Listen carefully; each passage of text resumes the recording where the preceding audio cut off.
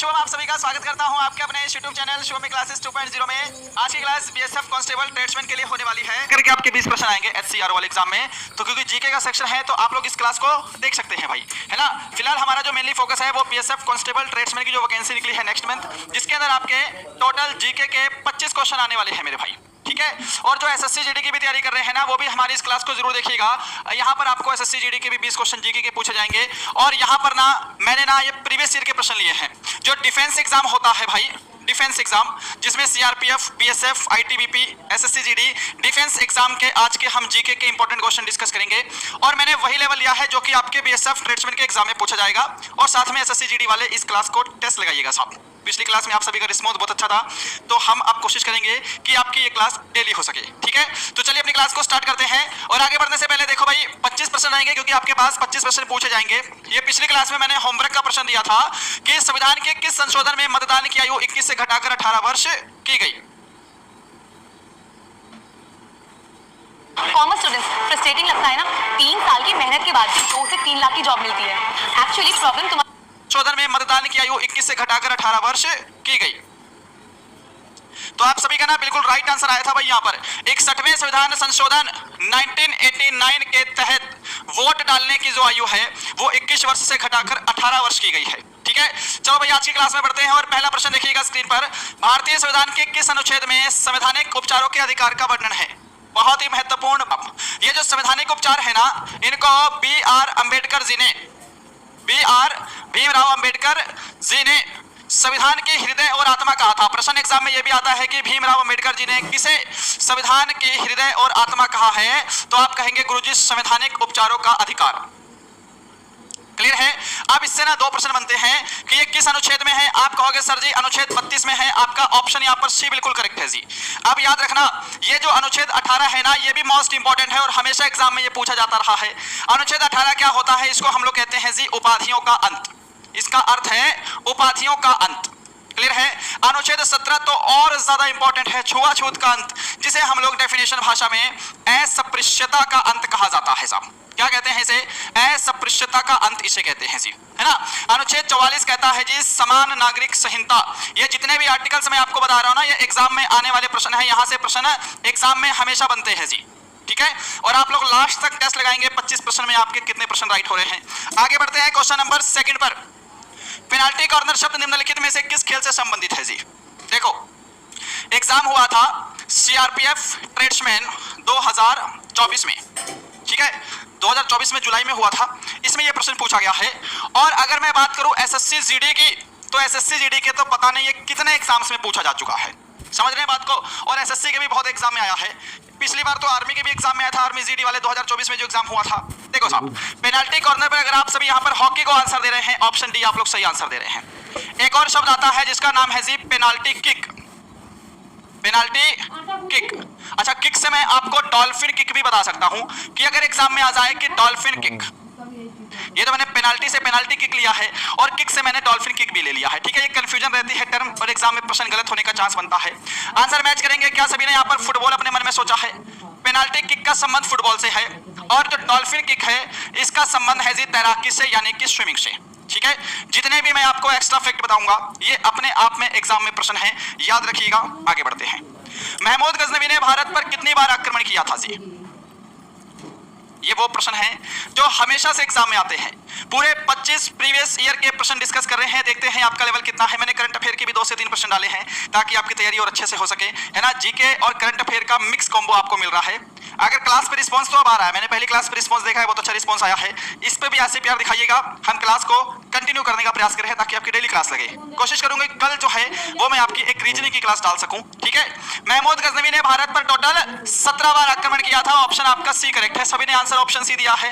अब देखो important fact, Mahmood Ghaznavi ने ना, याद रखना पूछेगा कि 1025 में गुजरात के सोमनाथ मंदिर पर आक्रमण किया था। तो एग्जाम में बोलेगा कि गुजरात के सोमनाथ मंदिर पर किसने आक्रमण किया था? तो आप सभी कहेंगे जी महमूद गजनवी ने। और कब किया था? ये किया था 1025 में। क्वेश्चन नंबर 4 देखो, भारत में सर्वाधिक लंबी तटरेखा वाला राज्य कौन सा है? किस राज्य की जो समुद्री तटरेखा है वो सबसे लंबी है? बताइए जी किस राज्य की समुद्री तटरेखा सबसे लंबी है? क्या आंसर है मेरे भाई? देखो जी भारत में सर्वाधिक लंबी तटरेखा वाला जो राज्य है वो आप कहोगे सर जी गुजरात है। क्लियर है। और अगर बोलेगा ना कि सबसे छोटी तटरेखा वाला राज्य, तो आप सभी का आंसर गोवा आ जाना चाहिए भाई, बिल्कुल ठीक है। नंबर 5 पे देखिएगा, जुलाई 2025 में हाल ही में हरियाणा के नए राज्यपाल कौन बने हैं? बहुत इंपॉर्टेंट, बहुत ही जबरदस्त प्रश्न। और अगर आप सभी को प्रश्न पता है तो मुझे हरियाणा के मुख्यमंत्री यानी कि सीएम कमेंट करिए कौन है जी। चलिए साहब, ये बिल्कुल करंट अफेयर है और आप लिख के ले लो। बीएसएफ ट्रेड्समैन में वैसे तो पहले फिजिकल है, आप अभी से तैयारी करिएगा। कुछ लोग फिजिकल के बाद तैयारी करते हैं और आप उसी में माया जाल में फंस जाओगे। 1 से 1.5 महीने का समय मिलेगा और कुछ भी नहीं हो पाएगा, ठीक है। जो स्मार्ट बच्चा है ना वो पहले से फिजिकल भले ही है, फिजिकल के साथ साथ रिटर्न की तैयारी में भी 3 से 4 घंटे आपको देने हैं। देखो हरियाणा के जो नए राज्यपाल हैं, अजय कुमार भल्ला की बात करूंगा तो याद रखना ये मणिपुर के राज्यपाल है साहब। कहाँ के हैं? ये मणिपुर के गवर्नर हैं। और अगर आ जाए प्रोफेसर असीम कुमार घोष, ये आपके हरियाणा के नए राज्यपाल बने हैं जी। एक और है जी, देखो पूसापति अशोक गजपति राजू, ये गोवा के नए राज्यपाल बने हैं। ये नई नियुक्तियां हैं तो ये एग्जाम में इंपॉर्टेंट है, गोवा के गवर्नर हैं साहब। और हरियाणा के मुख्यमंत्री आप सभी कमेंट बॉक्स में दे ही रहे होंगे, नायब सिंह सैनी है जी, याद रखिएगा, ठीक है। और ये जो नायब सिंह सैनी जहां से है ना, हमारे यहाँ से सिर्फ 10 किलोमीटर दूर है। आगे बढ़ते हैं नंबर 6, भारत के राष्ट्रपति को किस अनुच्छेद के तहत संविधान के उल्लंघन के लिए महाभियोग लगाया जा सकता है? आर्टिकल्स, संविधान संशोधन, लोक नृत्य, मंदिर मस्जिद गुरुद्वारे, ठीक है, बहुत सारे प्रश्न बनते हैं। ये बताइए, अनुच्छेद तो इंपॉर्टेंट है साहब। भारत के राष्ट्रपति को किस अनुच्छेद के तहत संविधान के उल्लंघन के लिए महाभियोग लगाया जा सकता है? देखो अनुच्छेद 52 मैंने आपको पिछली क्लास में बताया था कि भारत का एक राष्ट्रपति होगा, अनुच्छेद 52 कहता है। और अनुच्छेद 61 के तहत जो है ना वो महाभियोग चलाया जा सकता है, ठीक है। और महाभियोग चलाने से 7 दिन पहले राष्ट्रपति को नोटिस देना होता है, ठीक है। अब मेरी बात सुनो भाई, अनुच्छेद 74 आप लोग याद रखिएगा, 74 है जी मंत्री परिषद का गठन, जो मंत्री परिषद होता है उसका गठन अनुच्छेद 74 में है। आगे बढ़ेंगे नंबर 7, वर्तमान भारत के वाणिज्य एवं उद्योग मंत्री कौन है? ये बताइए जी। 14 दिन पहले नोटिस दिया जाता है, ठीक है। राष्ट्रपति को महाभियोग चलाने से 14 दिन पहले नोटिस देते हैं। बताओ साहब, वर्तमान भारत के वाणिज्य एवं उद्योग मंत्री कौन है जी? अगर आप सभी ने ऑप्शन बी को आंसर दे दिया है पीयूष गोयल, आपका आंसर बिल्कुल राइट है। नंबर 8 पे बढ़ेंगे, पंचायती राज सर्वप्रथम किस राज्य में लागू किया गया?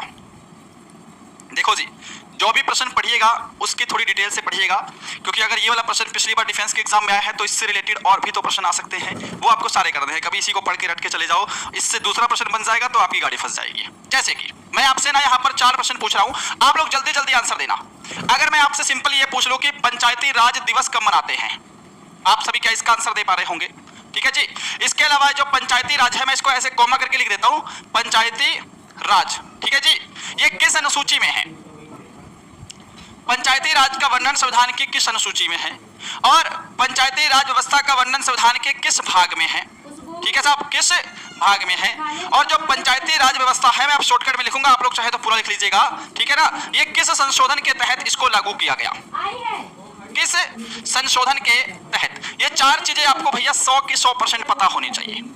अब हम लोग सॉल्यूशन पे चलेंगे मेरे भाई, आप सभी आंसर दे रहे होंगे धड़ाधड़। देखो पंचायती राज सर्वप्रथम जो है वो राजस्थान के नागौर जिले में लागू हुआ था।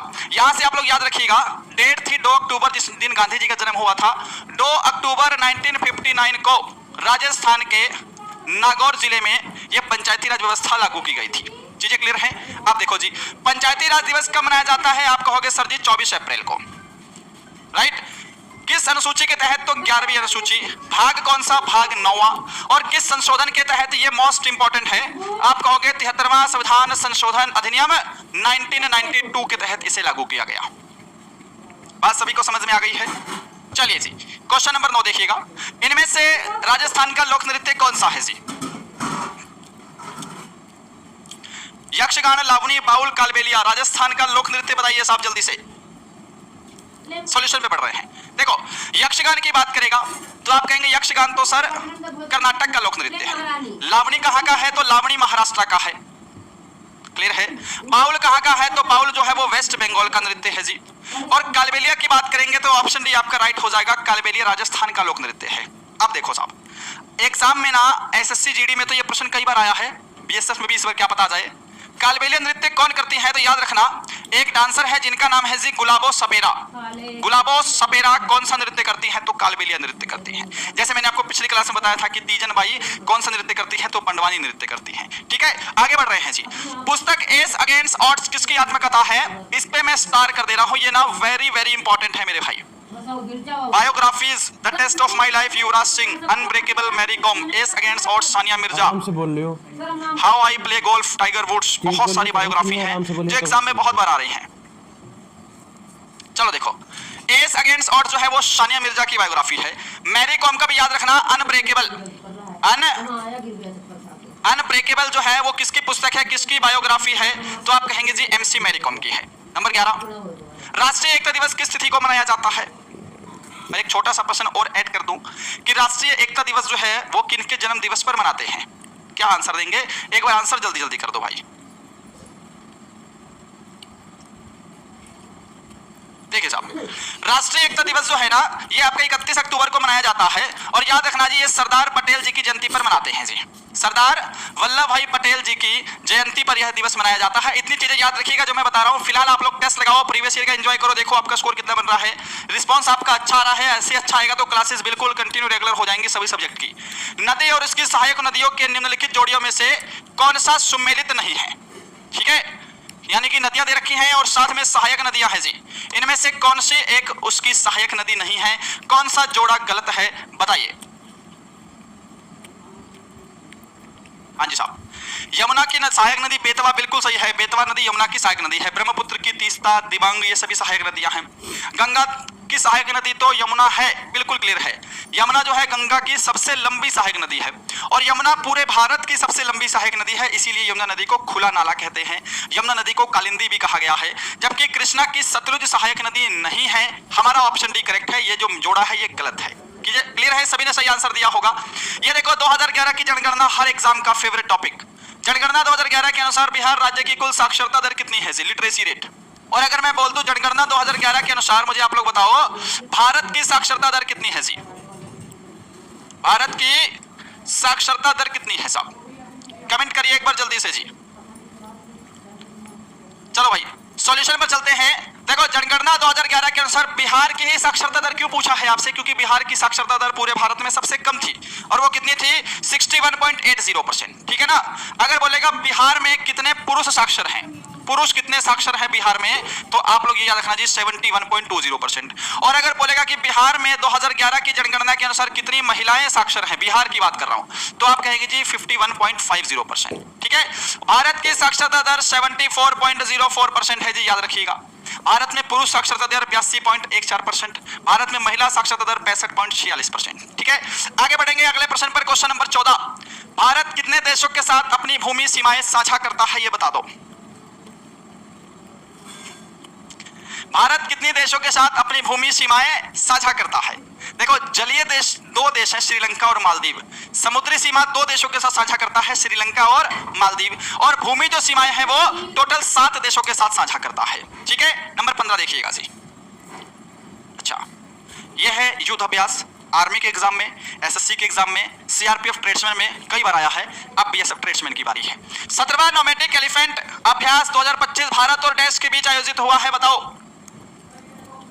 नोमैटिक एलिफेंट अभ्यास 2025 का है भाई, भारत और मंगोलिया के बीच में आयोजित हुआ है। ऑप्शन बी आंसर दिया है ना। नंबर 16 देख लो इसी बात पर। पंडित राम नारायण कौन सा वाद्य यंत्र बजाने में निपुण थे, बताइएगा जी। पंडित राम नारायण कौन सा वाद्य यंत्र बजाते थे? साथ में याद रख लो उस्ताद बिंदा खान। ठीक है साहब, एक और याद रख लो जी, सबीर खान। ठीक है, आप लोग गोपाल मिश्र भी याद रख सकते हैं जी, गोपाल मिश्र, शकूर खान। ये सभी कौन सा वाद्य यंत्र बजाते हैं? पंडित राम नारायण, उस्ताद बिंदा खान, सबीर खान, गोपाल मिश्र, शकूर खान। इन सभी का संबंध सारंगी से है। जो भी मेरा भाई ऑप्शन बी को दे रहा है ना, वो बिल्कुल सही आंसर दे रहा है साहब। नंबर 17 स्क्रीन पर है। भारत ने पहली बार किस वर्ष ओलंपिक में भाग लिया था जी? ये अच्छा प्रश्न है साहब, बताइए। देखो जी, 2 से 3 प्रश्न आप लोग यहां पर याद रखिएगा कि 1894 में अंतरराष्ट्रीय ओलंपिक कमेटी, मैं ऐसे लिख देता हूं, अंतरराष्ट्रीय ओलंपिक कमेटी की स्थापना हुई थी। क्लियर है? और 1896 में ठीक 2 साल बाद पहले आधुनिक ओलंपिक खेल हुए थे साहब, ठीक है। और ये कहाँ हुए थे? तो ये हुए थे जी एथेंस में। ये इंपॉर्टेंट है, ग्रीक के एथेंस में हुए थे, ठीक है। भारत ने पहली बार जो है दूसरे ओलंपिक, जो कि 4 साल बाद 1900 में हुआ था, इसमें पार्टिसिपेट किया था। और ये दूसरा ओलंपिक जो है ना वो पेरिस में हुआ था जी। भारत की तरफ से नॉर्मन प्रिचर्ड ने पार्टिसिपेट किया था, याद रखिएगा। चलते हैं अगले प्रश्न पर, नंबर 18।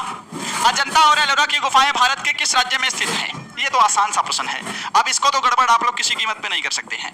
मध्य प्रदेश, बिहार, महाराष्ट्र, गोवा।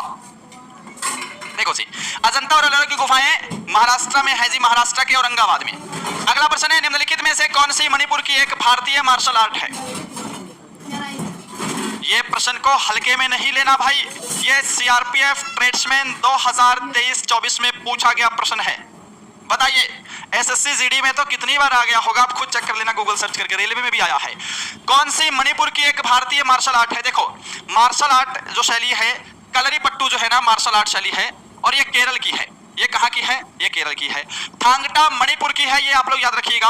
और गटका जो युद्ध शैली है, ये पंजाब की है ना। जबकि लावणी तो एक लोक नृत्य है जो कि महाराष्ट्र का है, ये मैं आपको बता चुका हूं। नंबर 20, व्यपगत का सिद्धांत की शुरुआत किसने की थी?